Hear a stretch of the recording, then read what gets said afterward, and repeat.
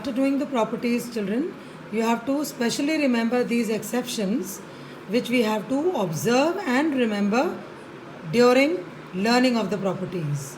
In the first property, we have learned that metals are able to react only with acids. They do not react with bases.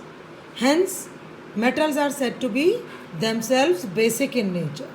As you can see, all metals are basic in nature.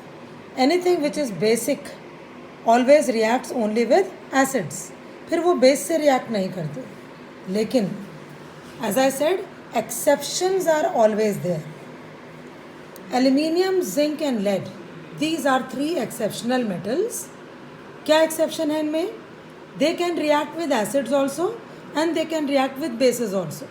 Hence they are called amphoteric metals. Amphoteric metals means जो acidic भी हैं और basic भी हैं. So these 3 metals are special. You have to remember the speciality present in them.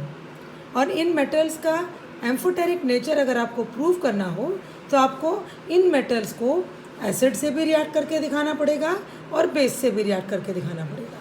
They will form a salt on reacting with acid also and on reacting with base also. And then you will prove the amphoteric nature. For example, if I take an example of zinc and I react it with HCl, you will get ZnCl2 plus H2. Now, this reaction shows that zinc is basic in nature. That's why it is reacting with an acid to form a salt. On the other hand, if I take zinc and react it with the most common alkali, water-soluble bases are called alkalis. This is the most common alkali. इसके साथ react करने से logically क्या होना चाहिए था कि zinc should not react because zinc is a metal. Metals are basic in nature, तो वो बेसिक कैसे रिएक्ट कर सकते हैं? But because zinc is amphoteric, it will react and you will get a double salt Na2ZnO2 sodium zincate plus hydrogen gas. In this reaction, zinc is acting as basic in nature. That's why reacting with acid to form salt. And in this reaction, zinc is reacting with the base to form salt and water. Hence, it is acidic in nature. तो ऐसे prove करते हैं amphoteric nature. Then another exception you have to remember is nitric acid. मैंने आपको बताया previous video में भी कि HCl, H2SO4 and HNO3 ये 3 strong acids हैं और कॉमनली यूज्ड एसिड्स हैं. लेकिन ये वाली एसिड्स बाकी एसिड से थोड़ी सी अलग है. It is a strong oxidising agent. तो उससे क्या फ़र्क पड़ता है? जब ये वाली एसिड किसी मेटल से रिएक्ट होती है, then instead of producing hydrogen ये वाटर प्रोड्यूस करती है. नॉर्मली क्या होना चाहिए?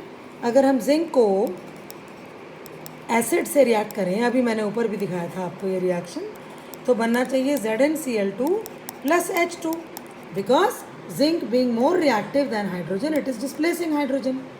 Fine. लेकिन यहाँ देखिए जिंक ने हाइड्रोजन को डिस्प्लेस तो किया है, लेकिन नाइट्रिक एसिड क्योंकि ऑक्सीडाइजिंग एजेंट है उसने वो हाइड्रोजन को ऑक्सीडाइज कर दिया. So this is very special.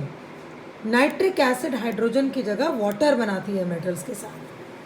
But again one more exception, ये 2 मेटल्स ऐसे हैं जो वेरी डाइल्यूट नाइट्रिक एसिड के साथ अगर रिएक्ट करें तो हाइड्रोजन गैस बना देते हैं, वाटर नहीं.